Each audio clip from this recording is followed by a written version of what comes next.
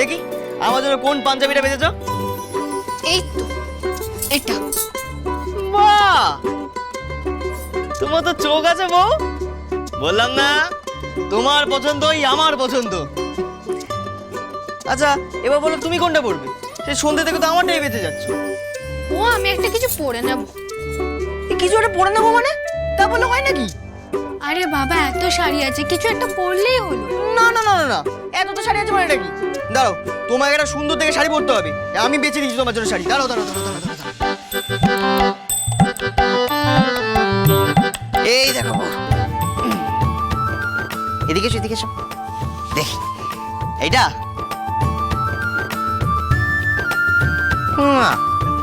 এটা না, দাঁড়াও। এই তো এইটা। এটাও না। এই ভোদার বউকে কি দিই বলো তো বড় বৌমা? এই দুম করে বেটা ঠিক হয়ে গেল বুঝি। মা বলছি আপনার ছেলে তো একখানা সোনার আর বালা দিয়ে মুখ দেখছেন, এরকম নাটি ডগায় দাঁড়িয়ে বিয়ে দিতে চাইছেন, এর থেকে বেশি আর কি বা দিতে পারি বলুন তো? যা বলেছো।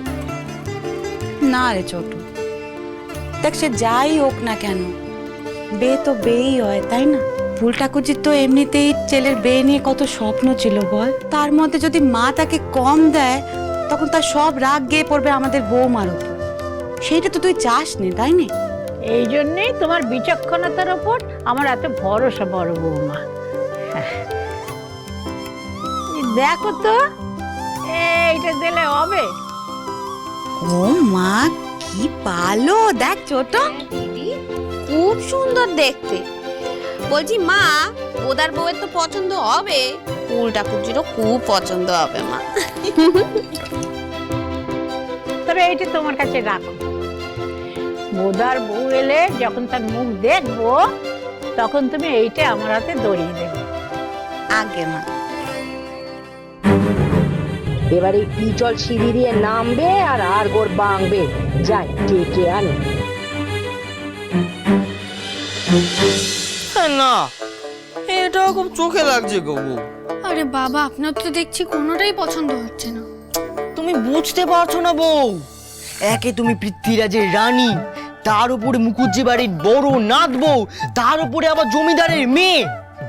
আরে বাবা, কালকে তোমাকেও তো রানীর মতো দেখতে লাগতে হবে নাকি?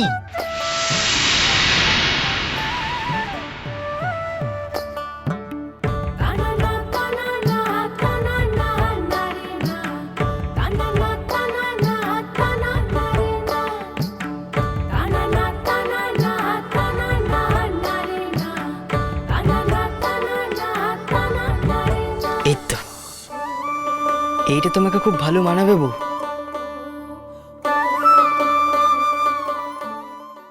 নতুন বউ, তোমার বেচে রাখা শাড়ি আর জামাগুলো কাল কাঁদবে।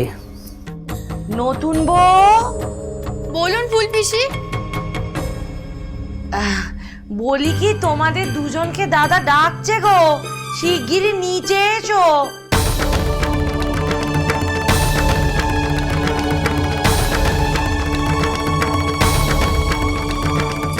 সর্বনাশ, বাবা আবার মাস্টার মশাইকে নিয়ে কোনো প্রশ্ন করতে ডাকছেন না তো? এবার কি হবে পৃথ্বীরাজ?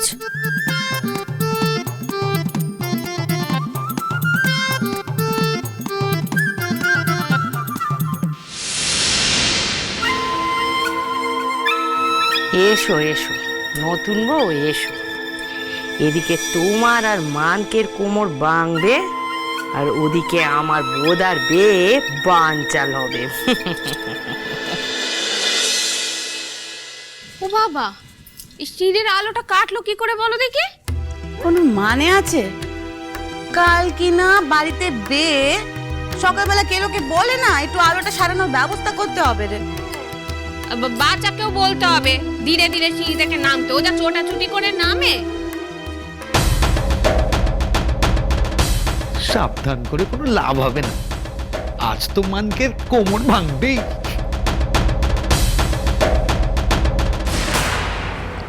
দিদি একটা কথা বলি। বল, তুমি না সত্যি খুব বড় মনের মানুষ গো। আমি যে কেন তোমার মতো করে ভাবতে পারি না কে জানে। এই শোন, দুটো মানুষ দুরকম যদি হয় তবে না মজা। হ্যাঁ, এই বলছি যে এই হারটা তো মা বললেন যে বোধহয় পেতে দেবে, এইটা দেখলে ফুলটা কুচি খুশি হবে বল। হ্যাঁ, খুশি তো হওয়া উচিত। এখন ভগবানই জানে যে ফুলটা কুজির কোনটা পছন্দ হয় আর কোনটা হয়। কি মা বোদার বিয়ের জন্য গয়না দিচ্ছে? উড়িয়া বাপরে, বড় বৌদি বোদার বিয়ের জন্য মা গয়না পাঠিয়েছে। কই দেখি দেখি দেখি দেখি।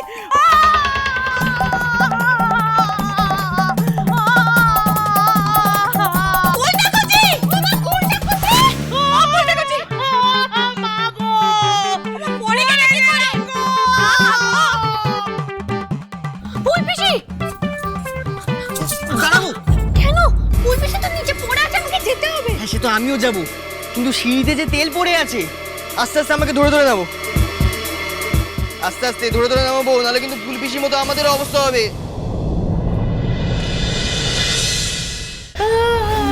তোমার লোভই তোমাকে টোকালো। মায়ের গয়নাটা এখনই দেখতে হতো, কিন্তু সবুজ হইল না। সব তোমার জন্য হয়েছে। কবিরাজ মশাইকে ডাকতে হবে তো। আর এখন আর বাংলে তো জুততেও সময় লাগবে। না না, কিন্তু আমার প্রশ্ন হচ্ছে যে সুধা পড়লো কি করে, আর সিঁড়ির আলোটাই বা কাটলো কি? সত্যি ফুলপিসি, দেখছো একই অন্ধকার, তার মধ্যে সিঁড়িটা কেমন তেলে চপচপ করছে। হ্যাঁ, সিঁড়িতে তেল চপচপ করছে কেন রে? ও মা, সিঁড়িতে তেল এলো কোত্থেকে?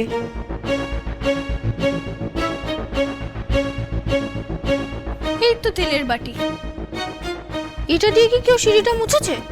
সিঁড়ি আবার কে মুছবে? নিশ্চয়ই জবান। তোকে তেল দিয়ে সিঁড়ি মুছতে কে বলেছে? দিদি তো ফুলপিসির পাটা ভেঙে। ও মা, আমি কি করেছি গো? কি করেছিস? দেখ পায়ের কি অবস্থা। আমি কেন রাত দুপুরে তেল দিয়ে সিঁড়ি মুছতে যাব শুনি? আমি তো সেই সকালে সিঁড়ি মুছেছি, তাও আবার জল দিয়ে। ফুলপিসি, আজ তুমি আমাকে আর আমার বউকে খুব বাঁচিয়েছো, বুঝলে? বাবা ডাকছে বলে আমরা তো তড়িঘড়ি করে নিচে আসছিলাম।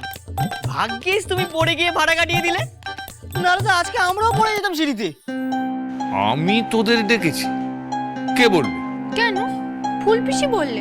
কিন্তু কিন্তু আমি তো তোদের কাউকে ডাকিনি। কে কাকে ডাকলো সেই নিয়ে তোমরা কথা কইতে শুরু করে দিলে গো। এদিকে আমার পায়ে যন্ত্রণায় আমি যে মরে যাচ্ছি, সে খেয়াল কেউ করছো নে। কি গো, কবিরাজ মশাইকে খবর দাও না। হ্যাঁ, দিচ্ছি দিচ্ছি। এই যে জামাই, হাঁ করে বসে না থেকে গতরটা একটু নাড়াও, ওকে ঘরে নিয়ে যাও। গেলো গেলো, কবিরাজ মশাইকে একটা খবর দে। ছোট বলছি, হেঁচলে চল, চুন হলুদটা একটু গরম করে নিয়ে ওর পায়ে লাগাতে হবে তো। হ্যাঁ, সেই বার হ্যাঁ। আর জবা, সিঁড়িটা ভালো করে মরছে, কেউ নাহলে আচার খাবে এক্ষুনি। দিচ্ছি, বড় গিন্নিমা দিচ্ছি। হ্যাঁ, চল চল চল। ও মা, দেখি। চল চল ভেতর চলো।